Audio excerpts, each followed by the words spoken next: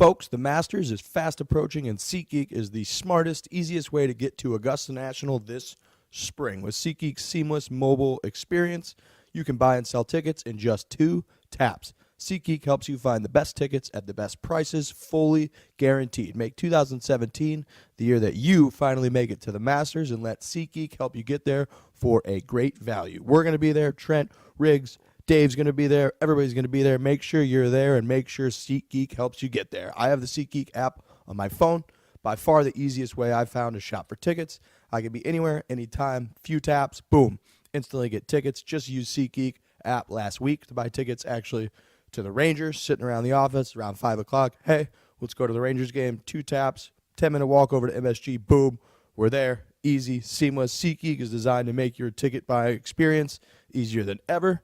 SeatGeek saves you time and money by searching multiple ticket sites to compare prices and find amazing deals. To get you the most bang for your buck, SeatGeek grades every ticket based on value to help you immediately identify the best seats that fit your budget. Plus, every purchase is fully guaranteed, so you have absolutely nothing to worry about as you shop for tickets. Doesn't end with sports. SeatGeek also has plenty of concert, comedy, and theater tickets available as well. Best of all, our listeners get a $20 rebate off their first SeatGeek purchase.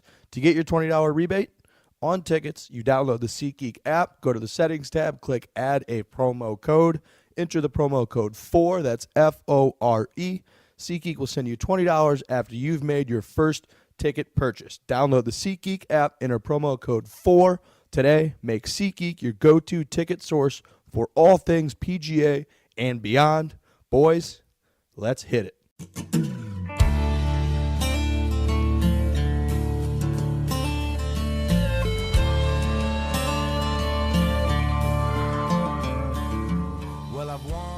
Okay, Foreplay, episode 6, Valspar Championship Week. Can't believe it's episode 6 already, by the way. I can't either. That is shocking. We're coming to you live remotely for the first time from Ponte Vedra Beach, Florida. That's probably shocking to some of you. It's true. We played TBC Sawgrass today. Yep. We're now chilling. Went by the clubhouse, recorded a little bit, at the hotel a little bit. We're just kicking it in Ponte Vedra Beach, Florida. That's what golf guys do. We're now just kicking it in the hotel room. It's different. It's different, but I like it. It's very different. We got invited down by the PGA Tour. Huge thanks to the PGA Tour for trusting guys like us. Skeptical but optimistic. We love it. It's nice, Trent. It's about 70 degrees out, I feel like. We got the windows open. Yep, so we left New York. What was it? Sunday night. It was about 23 degrees when we left. Fly down to Florida, 70 degrees. Could not be more perfect. Got off the plane, took off our sweatshirts, got into our Jeep. Shout out to our Jeep, our rental car. Jeeping. Been Jeeping all weekend. A couple guys Jeeping. We got an olive green Jeep. An olive green Jeep. And we had this discussion at the car rental place.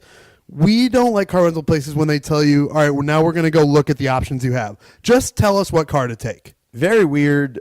We did like a walk up and down the aisle, and she showcased, this is the Enterprise rental car person, showcased the different vehicles like it was an auction.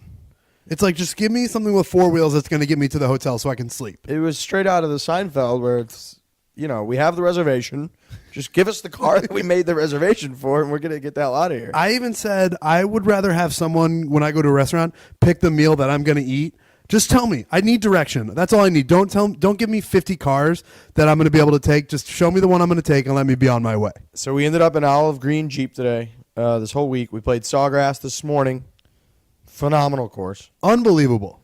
Very, very cool, to be serious for a minute, to play an iconic course like that. That's that iconic with the holes 17, the finishing stretch 16, 17, and 18.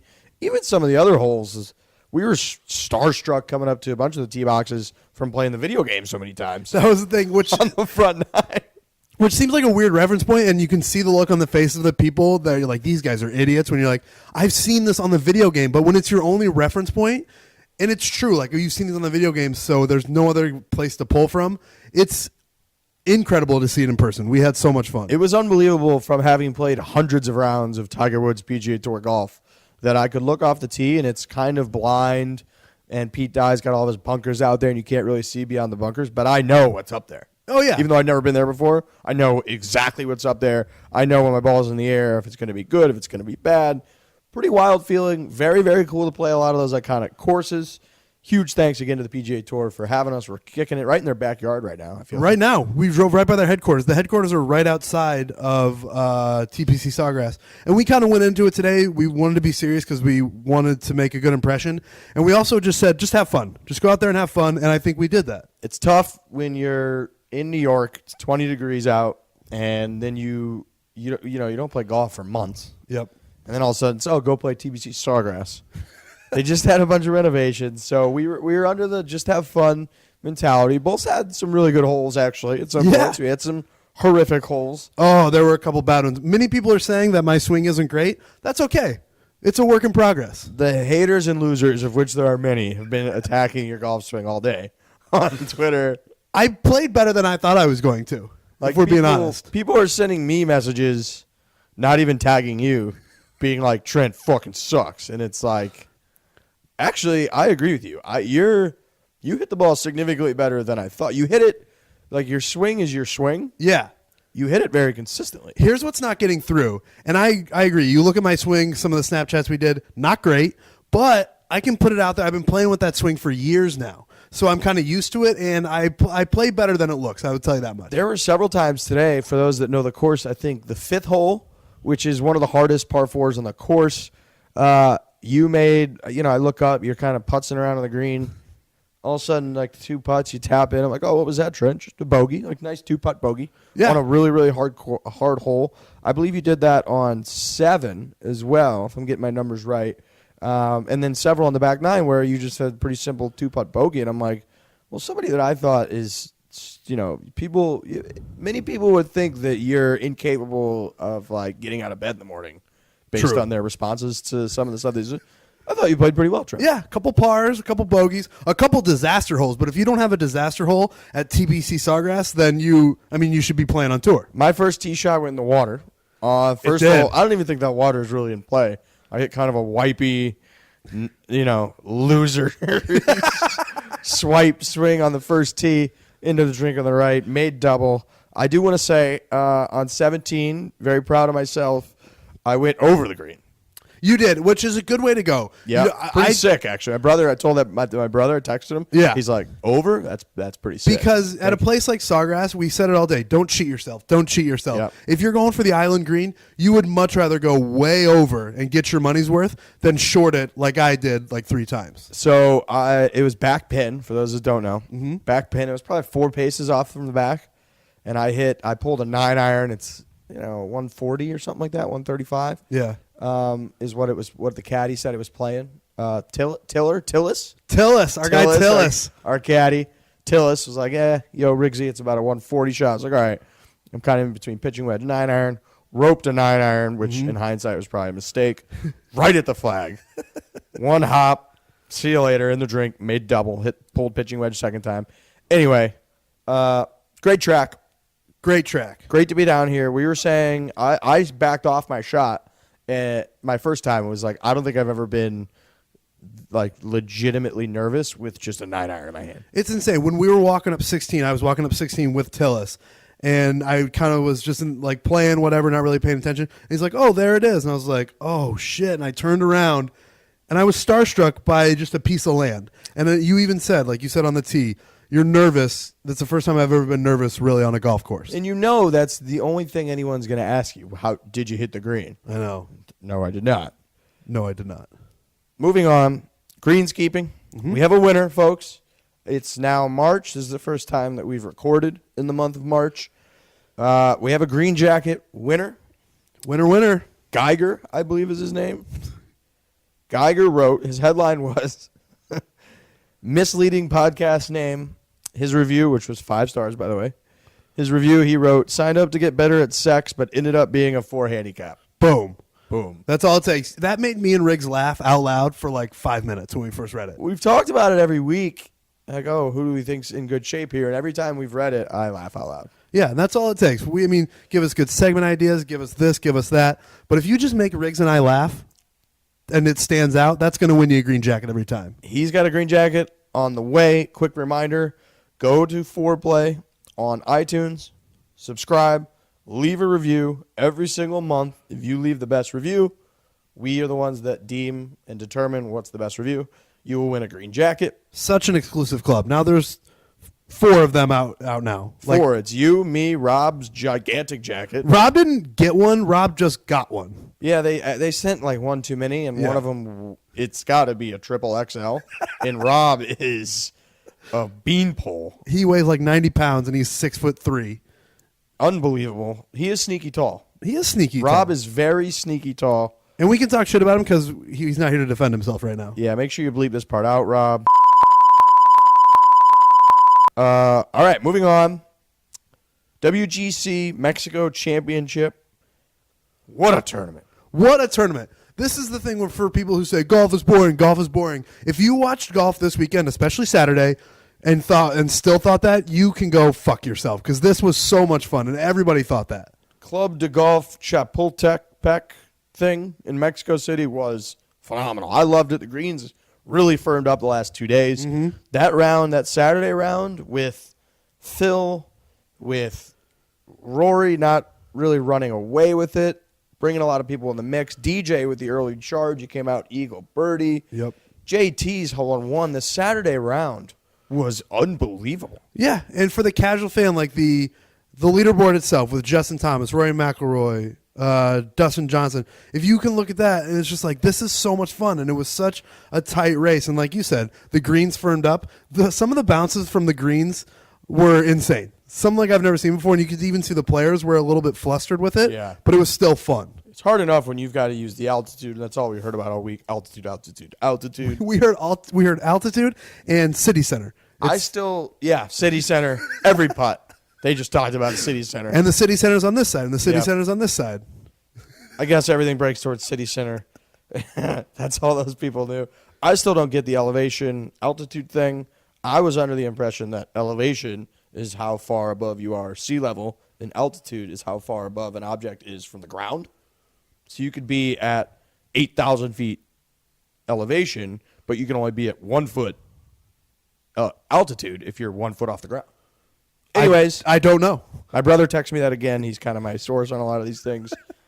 Altitude, elevation, whatever the fuck you want to call it. The guys were absolutely piping the ball. Justin Thomas's hole-in-one was a 232-yard hole, and he holed it. And it's hard enough when you've got to deal with the altitude elevation thing that then you've got the firming up greens. So guys are trying to judge it. It was wild. It's like you're throwing like a ball as high as you can at cement floors. It was absolutely crazy. Phil's round on Saturday, he somehow shot a 3 under 68. He hit 4 fairways. He had multiple sprinkler head from the tree hedges drops. Rory, who played with Phil, said afterwards, Phil rode his luck out there. Geez, if I was hitting it off the tee like he did today, there's no way I would shoot 68. That's the great thing about Phil. He doesn't get disheartened about something like that. I would be a mess if I was hitting it that way, the way he was today. I guess that's the difference between us.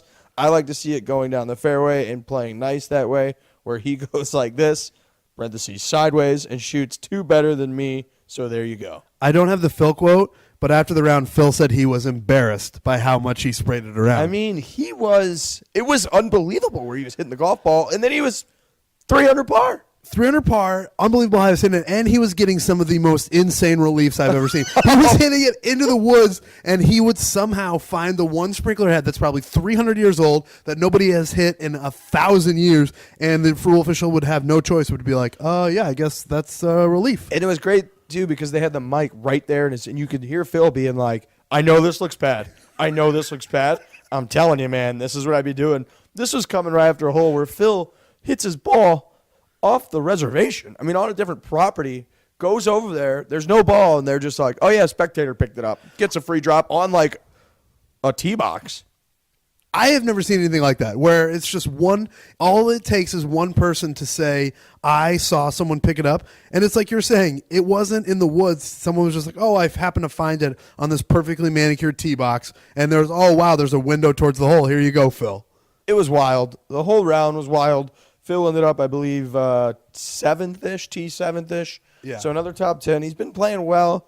With all that said, he still hasn't won since 2013, which, as people like to point out, is longer than since the last time Tigers won. Phil's due, though. Phil is playing so well this year that he's gonna run into one. It's just gonna happen. We had a bunch of other stuff from the tournament. We obviously had JT, hole-in-one, throwing clubs, his reaction to shots, which has been well documented across the internet at this point, golf Twitter. Yeah. His reactions are phenomenal.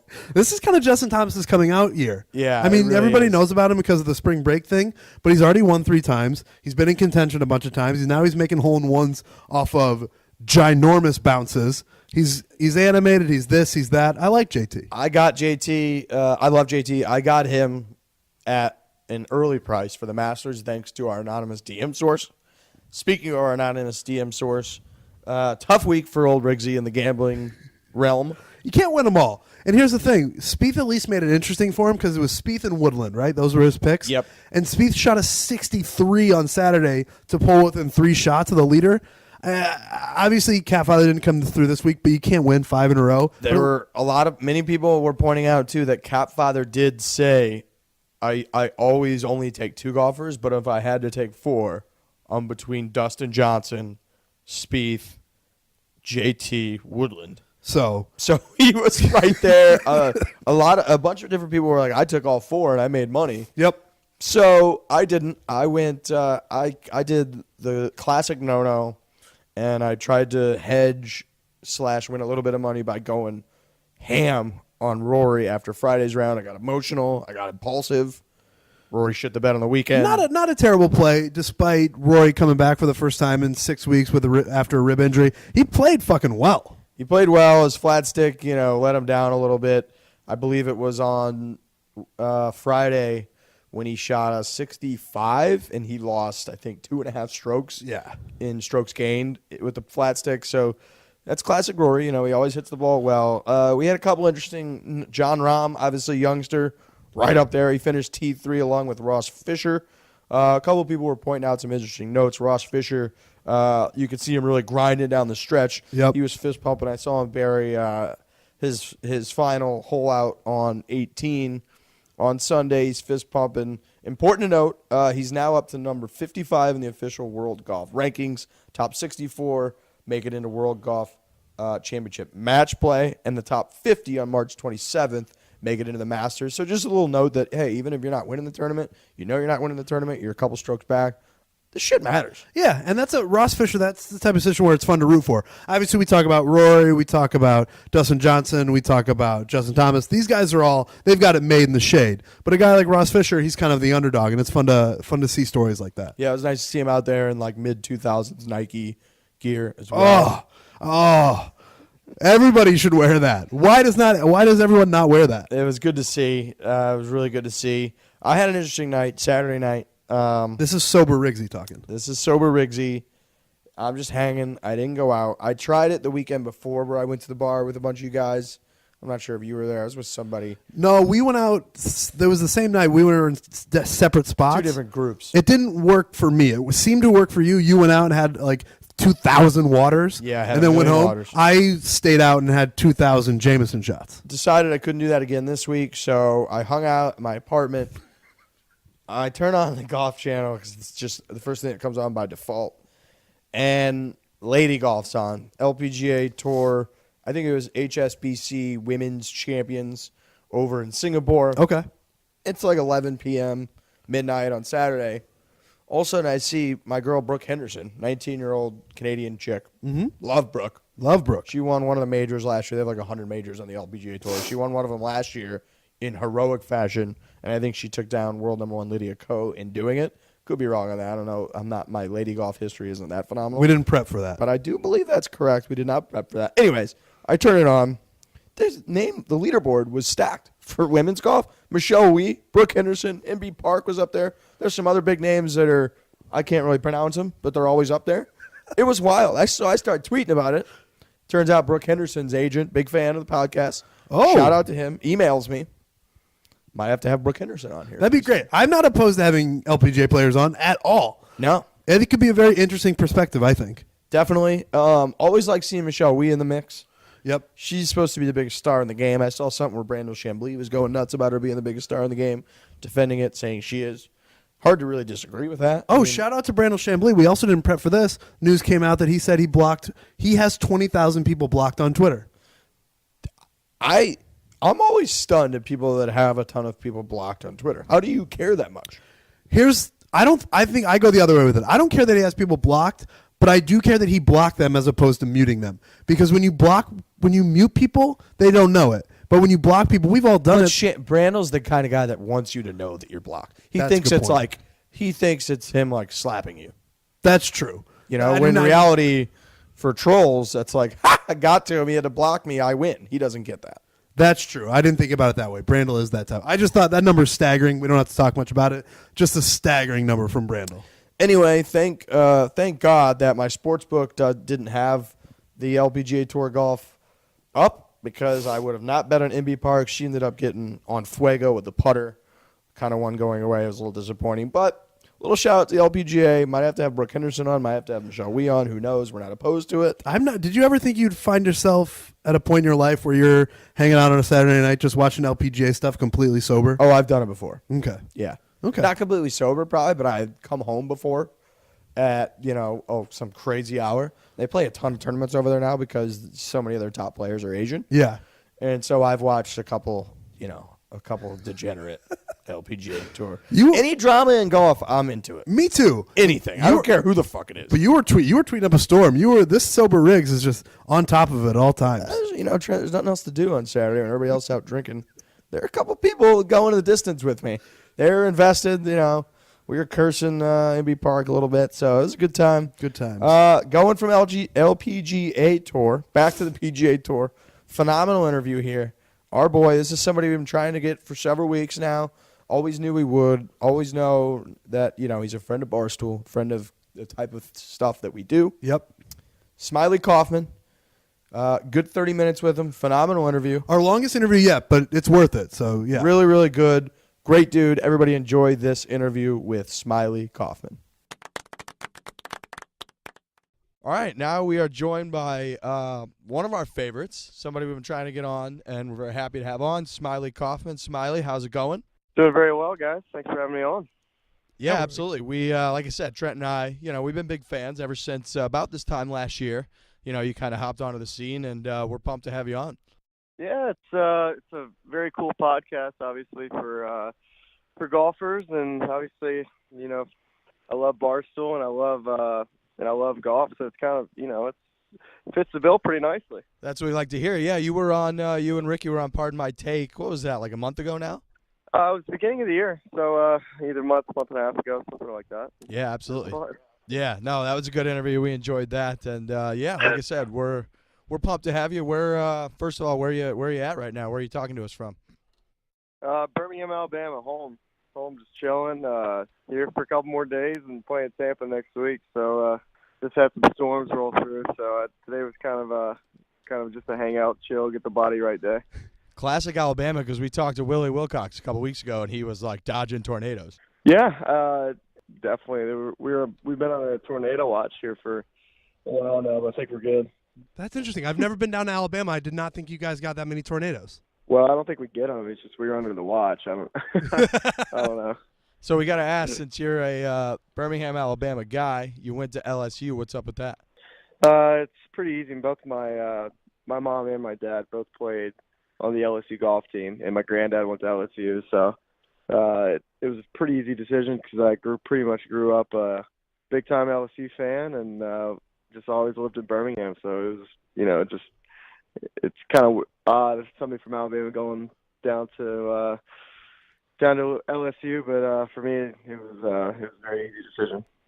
Makes sense. So we got to ask, we kind of touched on it a little bit before we started recording, but the big news today in golf, the rule changes. Some people are for them, some people are against them.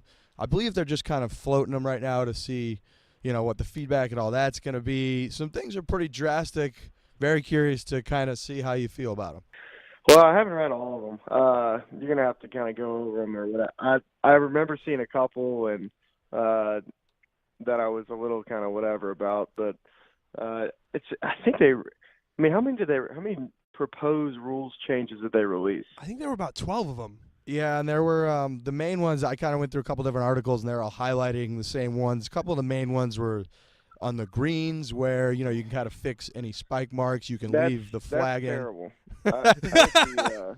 I think, I mean, that's a part of the game. Because I mean, you can have a guy, if you got a 4-footer to win, you can just tap all of your whole line all the way down. Just I mean, it's just so there's so much that you can kind of. It's kind of an open-ended, rule there. You can kind of do whatever you want. Is basically the way I read that. Yeah, I mean, I agree. For the game of golf, I disagree with. It sounded wild, and they were saying, I guess in hazards now you can just ground your club. That's terrible too. If you hit in a hazard, you should be penalized. Don't hit it there. That's it's a hazard. You know what I mean? It just doesn't make any sense. I mean, you shouldn't be able to move things. Like, let's say you're up against a rock and like a big rock in a hazard, you shouldn't be able to move that. I mean, that's I totally agree. It's a hazard. I think rocks and bunkers and stuff like that. I think that's something you should be able to move stuff in bunkers. I agree with that. I don't know do they have anything changes to like the red yellow hazards, because everything should be a red hazard. I don't know if they changed that. It sounded like they were going more towards that. I did see that the drop rule now is you can basically drop it if there's like any error between you dropping it in the ground. Yeah, so the way they made it sound was you could just What do you mean? the way they made it sound was, instead of having to just drop it from a high distance, you could get as close to the ground basically as you can and just drop it right there. It does that as long as there's a little air in between. Oh, that's so stupid. No. I mean, it makes it so much easier. I think that's I dropped into a divot this year. I think it's it's a challenge. It's like it's hard to, it's a very strategic thing you got to do to get the right drop. I spend more time trying to figure out where to drop it than I do to play most of my other shots, because you're trying to get the right spot. It's important to end up getting the right number and typically you're dropping in the rough. So for me, it's always like, all right, make sure I get in a good spot here. Yeah, I agree. I mean, because guys like us, we take a million fucking drops every time we play golf. And that's a big part of the job, is like knowing, oh, there's a couple divots there. If I drop it from here on this side slope, it should miss those. Like, that's a big part of my game. Yeah. Well, honestly, it should be pro rules and then like an amateur rule book or something. Because, there's just a lot of it. But does amateurs really need like a rule book? Like, No. if you're going out and playing on the weekend, like, you're just going out to hang out, play golf, have a good time, drink some beer or something, and all you should care about is like how far a gimme is and like what's max score. Exactly. And that was their motivation behind it was they want to make it easier for the amateur golfer. Just let the amateurs do whatever they want.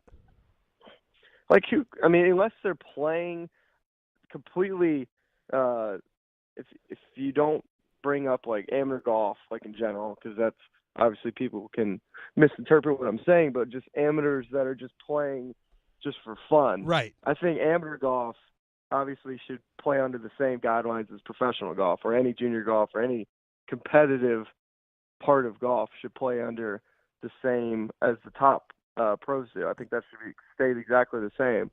But who cares? Like, as long as, like, if you're just going out and having fun, like, I mean, what does there need to be changed besides just like simple things? Like what one of your buddies is going to say, oh, you didn't drop it shoulder length high, Like, yeah, I was gonna say, if you're playing with a group, if like those rules affect you when you play on the weekends, you're playing with the wrong guys.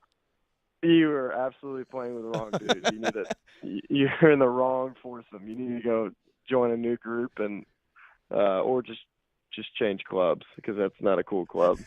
Yeah, we were kind of laughing from when you guys are on PMT too, and they asked you about, like, rule Nazis and guys like that, and you were like, man, when we play with each other, we take the most generous drops in the world. Yeah, I mean, I don't know what Big Cat or PFT know about golf, but I don't think it's a whole lot. I don't think it is either. I mean, I think they think they're hockey guys, and I don't think golf is even on their radar. But they're obviously witty as hell, so you just never know what they're gonna say. Oh yeah, those guys are great. So let's get a little bit into your history. Let's go back to the Shriners Hospital Open 2015. You're kind of October 2015. You're new on tour. You're a young guy. You're coming off web.com. All of a sudden, here you are in Vegas. Take us through a little bit of that, kind of getting your first win and all that. Yeah, it was cool. Love that. It seems like forever. It seems like forever ago. It was one of those days that I think I was 1 under through 7 and birdied 9 out of my last 11 holes or 12 holes, however whatever that adds up, and just got on a heater, man, and I can't really explain it, and just kind of everything lined up. I was able to hold the putts I needed to hold, hit all the right shots, and I got lucky that nobody got to the same number I was at and avoided a playoff, and got in Augusta, and it's kind of off from there. And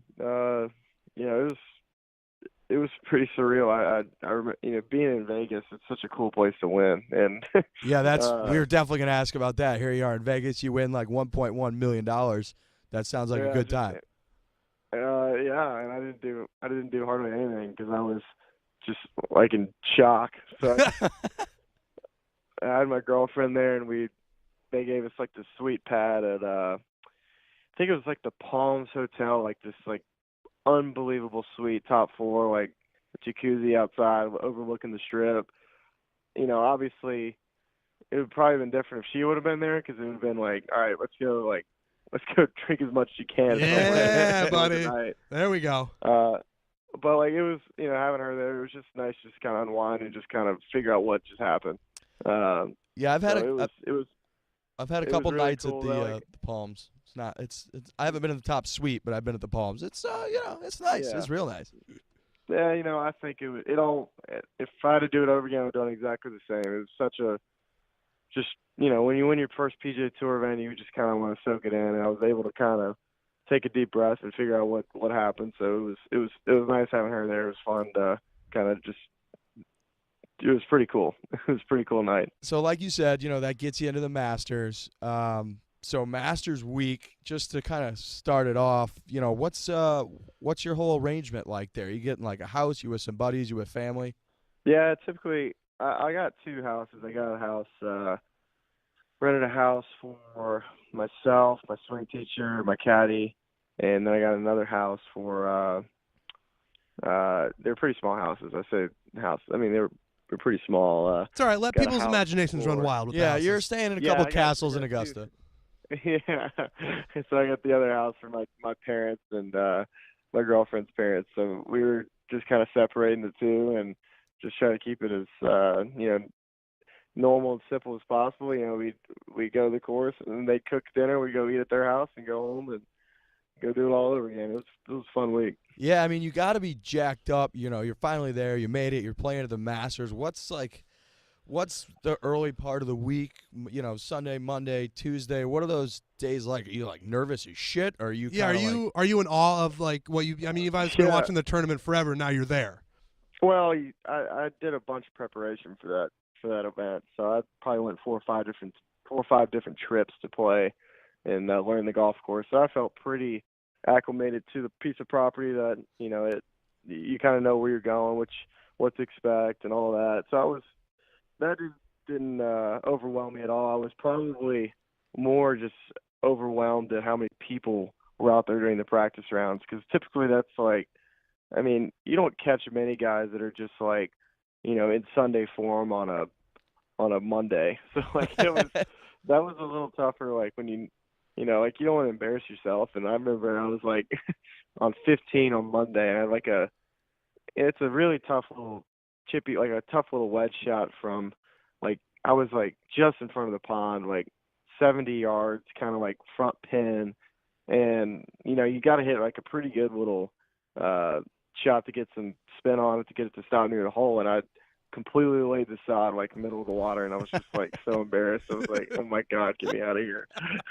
That's great. But I got more comfortable as I went. Like Wednesday par 3 was awesome, just for kind of relaxing, and played with Zach Johnson, and we had a good time. We both made a hole in one, and it was a pretty cool day. That's fantastic. So Saturday, you shoot 69. Obviously, like we said, you haven't. PFT asked the same question just to get me to answer what I shot on Saturday. Of course. Like, so you shot 69. And I didn't get it till after. And after the first round of the Sony this year, he tweets me and says, "Nice round," and I shot 69. It's just like, but yeah. PFT is very subtle in that way. You'll get his jokes like an hour later, 2 hours later. I know. I'm just like, oh my god, I get it. I get it now. Yeah, he sits a couple desks down for me, and he'll say something to me. I'll be like, haha, yeah, it's cool. And like on my way home, I'm like, oh shit, I get it now. He's very witty. Yeah. So you shoot a 69 on Saturday. You're in the final group on Sunday. What's that Saturday night like? What's your nerves at? All my boys were kind of in town because obviously they all made the venture once. Pretty much they all were there anyways, but they all came back. So I went, and one of my boys dates a girl in Augusta, and we went to their house and chilled and hung out. If I would have done anything different, I probably just would have thrown my phone like in the toilet and just like just bought a new one the next week. I was looking at my phone probably too much that night, and I wish I would just kept it a little more simple. But I mean, it didn't make that much of a difference. You just kind of want to get away and just try to be your own, or just kind of start preparing mentally for the next day. I just don't think I did a great job. But anyways, I woke up at 7 o'clock, so that was huge, getting that much sleep on when you're in the final group that next day. Yeah. That's nice. Yeah, so so obviously you're out there. I'm really curious because obviously the day didn't go how you wanted it to. Conditions were tough and all that, but at what point? I mean, what's kind of the feeling like the whole round? Because it wasn't like you came out and you like start making triples. I mean, you were in it for the first 8, 9, 10 holes. Yeah, I was.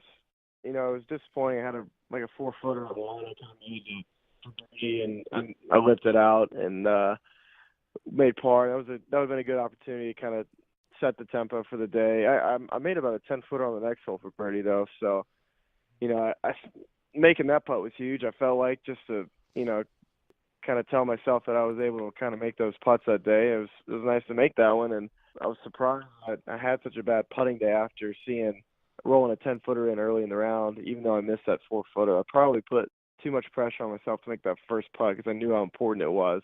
Right. It kind of carried over to the rest of the round just because you knew you had to make that putt to kind of feel like you could, you're right there in it and sending a message. I'd say Jordan always had a putt before me on that front nine, and he pretty much made every single one, and I had to deal with having to make it right on top and dealing with the crowds right after a big make like that. That was the first time I was like that. Little bastard. Well, I mean, he was doing what he had to do, and it's huge when you're able to make that putt and get that kind of crowd noise and kind of it not rattle you per se, but you're just not accustomed to having to regroup, refocus yourself, and get your mind right for what you got to do. I don't think I did a great job that day of kind of recommitting to what just running my routine and my process, and I kind of got a little out of my routine, which caused me to hit some too many timid putts on Sunday. So when things start to go kind of the way that you don't want them, what's the relationship between you and your caddy when things are going that way? Caddy's important when situations like that are happening. It's very huge. You obviously, it's important to start to make some pars and get some easy 2 putts, because it's going to continue to get worse and worse the more and more you try to make birdies and go after tough pins and kind of get away from the game plan, so which is easy to do when you kind of start to make some bogeys. And I actually did a pretty good job, I felt like, of doing that and sticking my game plan. I hit a lot of really good shots on Sunday, and I just scored probably like a 14 handicap, and that was the difference at all today. Just not doing the little things very well. So we gotta ask, 12th hole. You're out there. You got a front row seat. You make birdie. Jordan. Hell yeah. Jordan did not make birdie. What's the vibe kind of like there? Because we would all find out obviously a week or so after. You guys are really good buddies and all that. What's the vibe kind of like after you watch that whole thing go down? You watch hit. I thought I was going to witness history of him winning that day, and when we're on 12, and then to witness kind of what happened.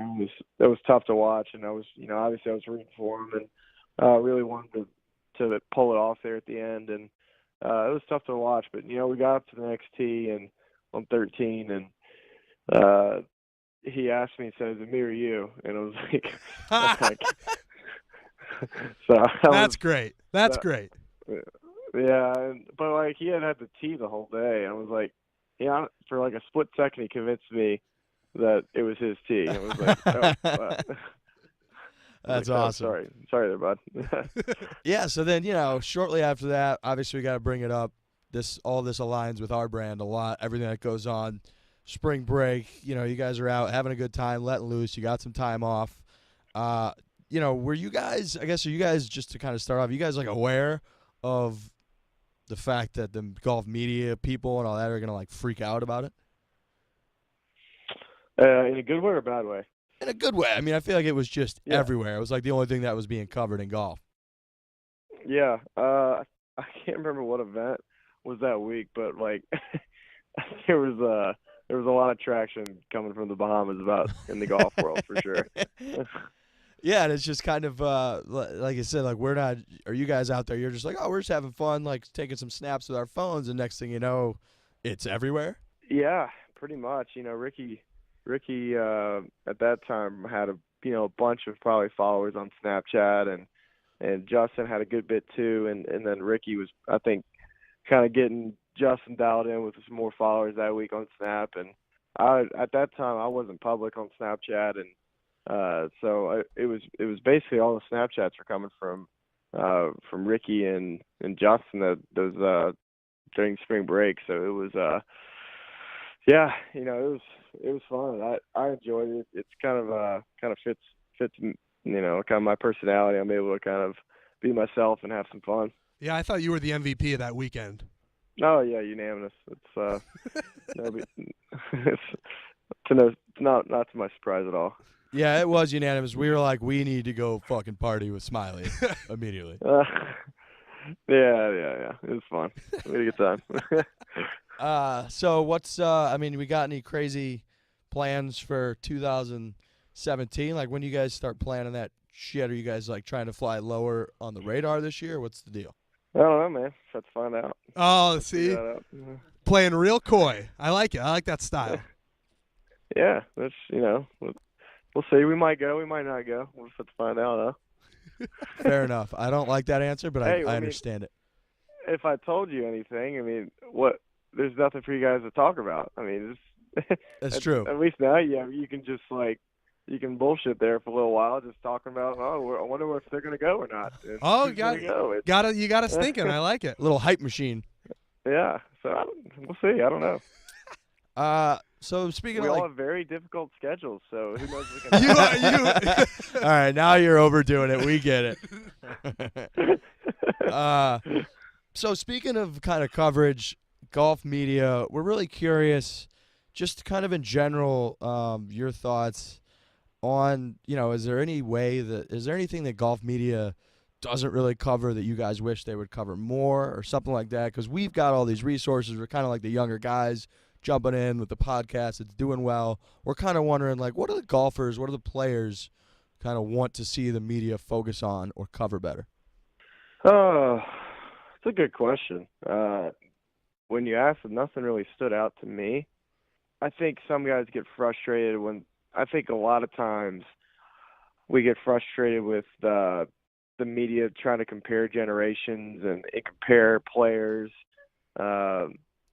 But there's really not a whole lot else you can talk about, I guess. But that can be just kind of, a kind of annoying after a while listening to people talk about, comparing Jordan to Tiger or Tiger to Nicholas. It's like the same thing you hear in the NBA with like LeBron and Michael. It's just like you'll never know. Right. Well, and I think that's like what they depend on. They'll never know, so they know they can talk about it forever. Which is fair, and you'll always have people listen. So I guess that's completely off the point. But, no, nothing really came up. I think for the most part they do a really good job covering our sport, and for the most part, most of the media members have been absolutely fantastic to me, and nothing but nice. So I have really nothing that stands out for me. Do you guys? I'm curious when those guys like Faraday and those types of guys are on course late in the tournament, especially on like Sunday. Are those on course guys like how much access those guys have? I feel like Faraday's like, yeah, I've already like checked out the line and touched the golf ball basically every time. Well, you don't ever. Well, you see him like you'll see him. You see him more on Thursday, Fridays than you do like with PJ Tour Live. They're always just kind of at the very ends of the greens and stuff, and just you almost you see him after every hole. Just it seems like you almost you see him every hole, but you don't really notice because they check it out by the time you're not even up there. So when you get to your ball at the fairway, they're already at the green. So you don't ever really notice. And if you're playing well, you definitely don't notice. Like that's the last thing you're thinking about. That makes sense. Okay, so we do one of our segments we always do on the podcast. We call it From the Gallery. We just take like random, questions, submissions, issues, whatever the hell people have, like normal dudes that just go out and golf have with their buddies. One guy emailed in and was like, "Hey, we have a rule with our guys. If you kill an animal on the golf course during the course of play with a golf ball, you have to eat it." Have you ever killed an animal like during golf? I have not, but that's an unbelievable rule. You see, that's you not hitting an animal on the course is normal, but we had this, we talked about it on the podcast, and like hundreds of people sent in stories about how they kill animals on the golf course. Well, I mean, I'm not going to be aiming at birds, so or anything like that. I'm not going to be aiming at anything because I don't want to. I would hate to just watch and like if you accidentally hit something, that's fine. Like, but I'm not for like aiming at. Except these like angry geese or whatever those things were at the Honda Classic. Those things are the worst. Oh those yeah. Things as much as you want. I love that. I love that. Smiley's like, do not kill animals except the fucking geese at the Honda Classic. Dude, those things are awful. I mean, they poop everywhere. Number one, and then they'll walk right at you, and if you don't get out of their way, they're gonna come hiss at you and run at you. It's. I watched one run after Luke Donald. He was in my group. I was like, so I took a club out of my bag. If he came at me, I was gonna literally whack him. I was so tired of him. Oh, that's fantastic, dude! You should have seen our Twitter mentions because we said the same thing. We were like, "Well, we've never really killed animals. I don't think that'll be a big deal." All of a sudden, people start sending us these like gruesome pictures of like dead pigeons and shit. Every golf course. You don't want PETA after you. You don't want PETA. Well, after that's you. No, you don't. And that's the thing. These people were definitely not aiming at the birds. They just happened to hit them. But there were a whole bunch of them. Huh? That's wild. I haven't. I've been close to hitting like birds and stuff, but you actually never hit one. So. We'll have to watch out for the angry geese. Kill them, people, if you got a chance. Don't tell PETA. Definitely not. Yeah. We'll finish up with what we always finish up with, rapid fire. We just got a couple questions that we ask real quick. Very simple. First one, what is your go-to curse word after a bad shot? I don't know. I'm trying to play this in my mind, just hitting a foul ball and thinking. What just comes out? You don't even think about it. It just happens. A low-key F-bomb would probably be it. Okay. Yeah, I think it was Willie who said you got to be fist fucking me. Oh, that's aggressive. Yeah. I mean, when you got boom mics, you just gotta know when you can get away with stuff. But you can get away with stuff under your breath. But if there's boom mics around, you can't even get away with a whole lot. Yeah. Are you aware when like the mic's around? You're like, all right, if I hit this bad, I can't say a bad word. Yeah, it's all about the situation. You typically know if you're going to be on TV or not. Yeah. So you know when you got to act right or when you can kind of let one loose. All right. Low key F-bomb. I like that. Next Yeah, one. you don't want the kids to hear anything either. So it's all about the kids. That's too. smart. You're very classy. All right. What's your favorite beer?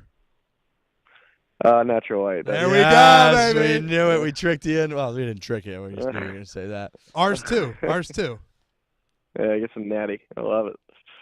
You got to get. Quick plug. Thanks for the plug. Yeah. Oh yeah. A little natty light plug. You're helping us. We're helping you. That's what it's all about. Yeah. It's people helping people, huh? Yeah. All right. Last one. Who, if hypothetical, if there's a spring break 2017, who will lose the most money? It's a good question. It just depends on who drinks the most, probably. Is somebody in the group like a really good buzzed golfer? I feel like every group has one of those guys. Yeah, I would agree with that. I'm okay. I'm not great. I'm not gonna sit here and say I'm a world beater when I've had some drinks, but I've seen my brother. He's actually one of those guys. When he needs to drink to get his, for him not to get the yips with the putter, and he starts draining everything. He's a prime example of a very good drunk golfer. Yeah. So props to Luck. So quick plug there with my bro. Yeah, we got a little natty light, and we got your brother Luck in there. Very nice. Yeah. All right, man. Well, dude, we really appreciate it. Like I said, Trent and I, we're huge fans, have been for a long time, so we really appreciate you coming on. Yeah, appreciate it, guys. Hopefully come back and have some wins to talk about. So we'll come back on another time. Yeah, we'll definitely we'll stay in touch. We'll be rooting for you as we always have. And yeah, good luck out there. Keep it up, and hopefully we'll talk to you again soon. All right, boys. Thanks for having me on. All right, the man. best. All right, that was Smylie Kaufman. Great dude. Really great dude. Phenomenal chat. Good stories, as we expected. Really good to get that guy maybe a little into that crew. I don't know, Smylie. Maybe tell your boys. Yeah, let them know. And also some interesting insight into how players feel about the new rule changes. So that was a cool part of it. Yeah, that was nice. Yeah, we were kind of debating how to talk about those. Do we talk about it? Maybe we're going to make a video about it or whatever. The fact that those rules came out a couple hours after we actually chatted with Smylie. Right, so we thought we'll just throw it to him. We weren't sure if he had read them all, which it kind of sounded like he hadn't dissected all of them, so we threw a couple at him, and he reacted accordingly. Great chat with Smylie. He's in the field this week at the Valspar. Everybody go root him on. Hopefully he gets that little foreplay bump. Yep. Now on to next segment from the gallery. The folks love this one. Reminder, go to your email. Go to your Twitter. Go to your Instagram. On Instagram and Twitter, we are at ForePlayPod. On email, we are foreplay@barstoolsports.com. Send us your questions. Yep. Send us your stories. Send us whatever the hell you got. Send us suggestions. Yeah, we're an open book. We started out as send us your rules to have either buddies. We've done a bunch of those, and we love them. But now just send us whatever you got. Send us whatever you're thinking. We've had tons of submissions, a lot of really good, funny stuff. We read all of it, so send us your stuff. We weren't sure how much of this podcast, when we really started out, was going to be tour coverage, professional golf coverage, whatever. A lot of it's been, the funniest parts have been, the most interesting parts have been from the gallery. I'd say the funniest and the best parts because it's relatable. People like to talk about it. People like to hear about it. So, yeah, send us all your stuff, and we'll, like you said, we read it, and we will maybe put it on the podcast. We got a couple this week. One guy posed what I think is a pretty interesting little hypothetical question. He says, if you could piece together the specific talents of individual golfers to create the ultimate golfer, whose talents would you put together? Let's say you pick the following 4 facets of the game: driving, irons, putting, and the clutch/closing gene. He says to keep it relevant, let's say any golfer in the last 10 years. Okay. Trent? How do we want to do this? I'll start with driving. I might shock some people with my pick here. Okay. And it's not an olive branch. It's just how I felt when I started going through this. Driving, I would say Bubba. Wow. I would say Bubba. This is the thing about Bubba, and I don't want to harp on it every week, but I should love Bubba because the way he plays golf is so much fun. I love the way he drives the ball. He shapes it. He does whatever he wants to it. It's just I don't particularly like him outside the ropes for the way he treats gallery members, but him as a driver of the golf ball is almost unparalleled. You're feeling a little artsy right now, a little artistic. A little artistic, yeah. We have said that before. When we did a little player feelings that on paper, Bubba should be very likable. Yeah, he should be incredibly likable. And when he drives the golf ball, he doesn't only shape it and all that, he just hits it a mile. What about you? Interesting choice. I never saw that coming. You kind of blindsided me. To be honest with you, I'm a little distraught. Wow. But I'm going to persevere. My driving guy, simple, very obvious, Dustin Johnson. I did a quick little search, averaging 316.2 yards off the tee this year. That's second in driving distance on tour. Not only does it hit it far, I love that he hits it fucking straight. Yeah. Really straight. So hard for me not to go with DJ. Yeah, he's the hot player, whatever. I really don't care. I don't care about being cliche with that choice. If you give me one guy to stand on every tee on any hole that requires a driver over the course of the year, I'm picking Dustin Johnson. Okay. Irons, I go with Rory. Okay.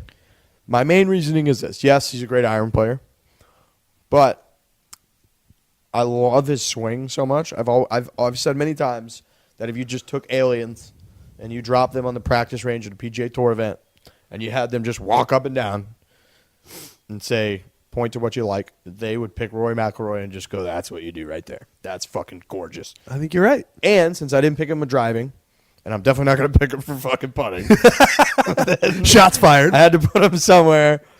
Irons, Rory McIlroy. So I think I might have screwed this one up. I did short game wedges. I think I must have heard that wrong. Okay. But I picked Zach Johnson. Great choice. So, but if I had to go with the actual question, irons, ball striking, I'd probably go Henrik Stenson.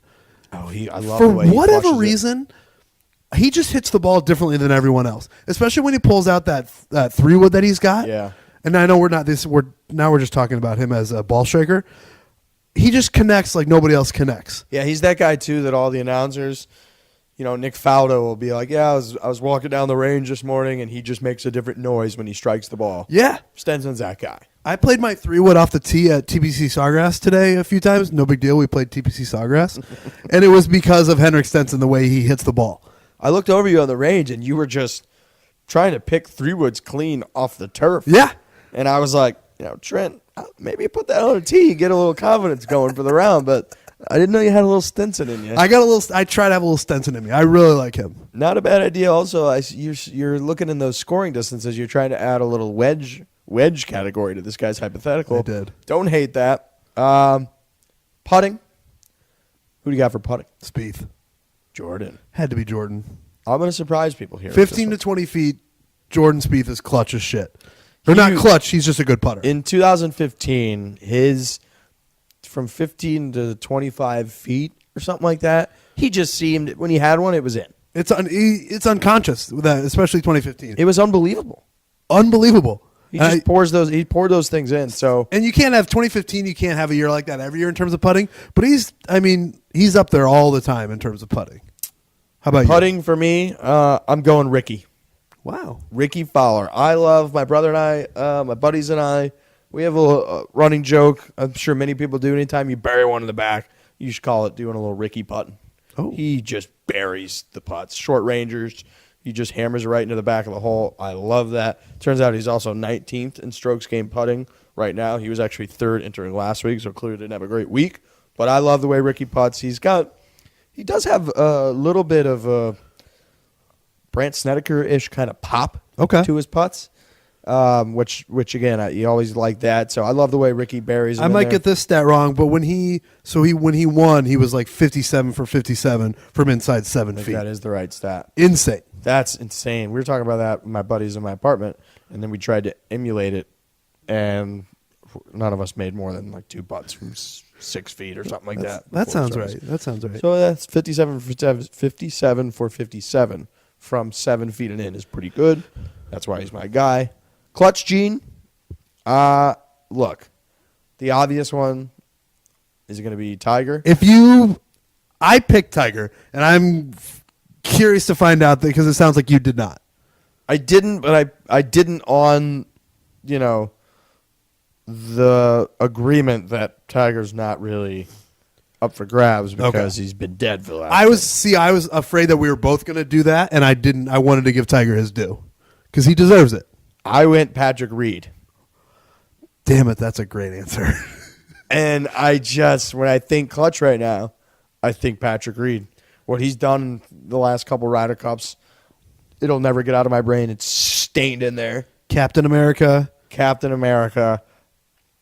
I love it. I love how clutch he is. My clutch gene guy, Patrick Reed. So my player is going to be DJ off the tee, Rory with the iron in his hand, Ricky with the flat stick, and Patrick Reed's ice cold. You gotta, blood in his veins. no matter how you feel about Patrick Reed, because I've gone back and forth with him for years. I mean, that kind of gets put to bed with the Ryder Cup stuff. But you have to love a guy who rises up in big moments, and that's Patrick Reed. So you went Tiger? I did go Tiger, yeah. Okay. So mine was driving Bubba. I kind of cheated and did wedges and did Zach Johnson, but I would say Henrik Stenson if we're talking irons. Putting, Spieth, clutch, Tiger. Couple good golfers. Couple of great golfers. Two really good golfers there going up against each other. Yeah, that would with be. all of that going on. Second, from the gallery, we had a little story that leads into a question.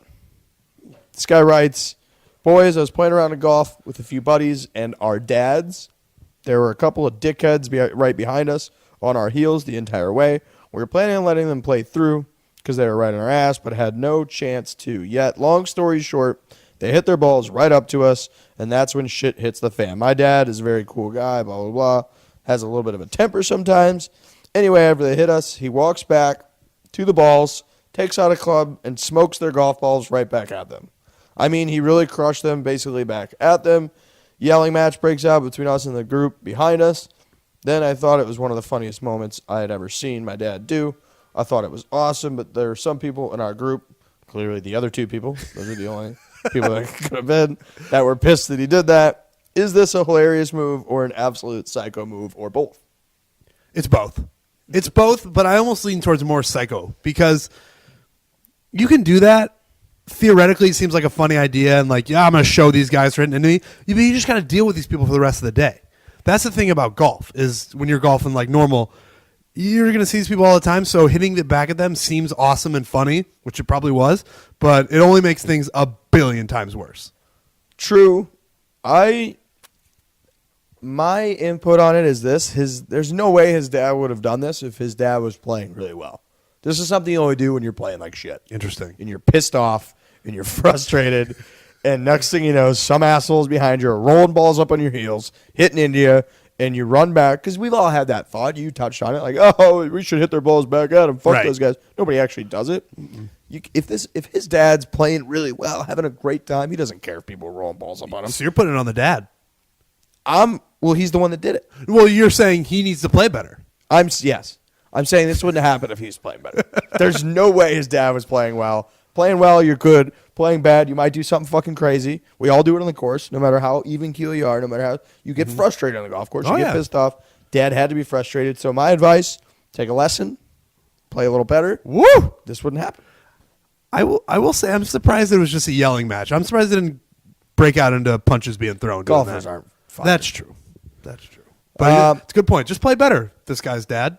Yeah, play better, DM guy's dad. Also, he finished with, thanks, guys. Let me know what you think. Keep up the good work. Love the show. That's true. The show's great. You should love it. It's a great show. Everybody go subscribe, download, blah, blah, blah, blah. Leave a review, win a green jacket. Valspar Championship. Yup. It's Valspar Championship week. This is one at Innisbrook, Copperhead Course. I've played there a couple years ago. This is the one with the snake pit, 16, 17, 18. A couple years ago, my buddies and I, we do a 24-man Ryder Cup. We rotate around to different spots. We went here one year. Can't really say I played the course. It was a big drinking heavy trip. Yeah. So it's not that I wasn't playing it in a very serious manner. Sure. Whatever. But I've played it. It's a sweet course. The field headlines, we got Stenson, we got JT, we got Bubba, we got Patrick Reed, we got our boy Smylie. Charles Schwartzel is the defending champ. What do you think about the Valspar? I feel good about it. You got me so hyped up on Patrick Reed with his clutch stuff that now I'm just going to ride him the whole weekend. He's been clutch at this event, too. It was a couple years ago when Spieth won it, but he got in a playoff with Reed, and they were both cannon putts. Yep. I think it was somebody weird like Sean O'Hare or somebody that was in that playoff as well, but they were going nuts, fist pumping, hole and chips, hole and putts. It was crazy. That's all I can think about in this event. Yeah, I can't. Anytime I can root for Patrick Reed, even when it's not a Ryder Cup, I'm going to go with him. So that's my expert analysis on the Valspar. I just think Patrick Reed, he's my guy now. Speaking of expert analysis, we have to get to what everybody waits for every podcast. Anonymous DM source guy at Capfather. I think it might be the Capfather, actually. I think it's the Capfather, who is just a Twitter guy now. He's a Twitter star. I saw he's up to like 1,600 followers, something like that. Might even be higher now. So go Capfather, go. For those that haven't been paying attention, he picked Spieth at Pebble. He picked DJ at Riviera.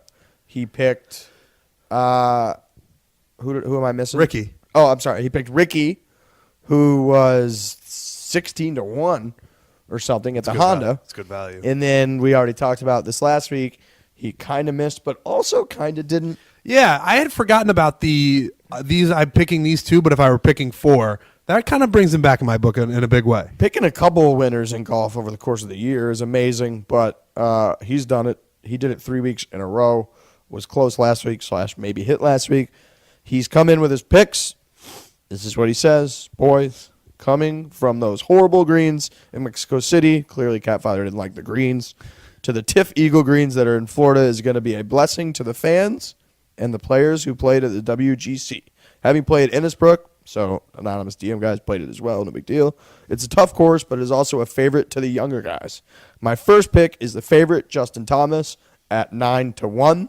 He does say, before anybody jumps down his throat about picking favorites, favorites have won 7 of the last 10 events, so it would be a mistake not to book the favorite if this trend continues, which he thinks it will. I'm glad he put that in there because a lot of people are going to jump down his throat there. I hate people that do that. Me too. Oh, way to go out on a limb. Gambling isn't about going out on a limb. It's about fucking winning.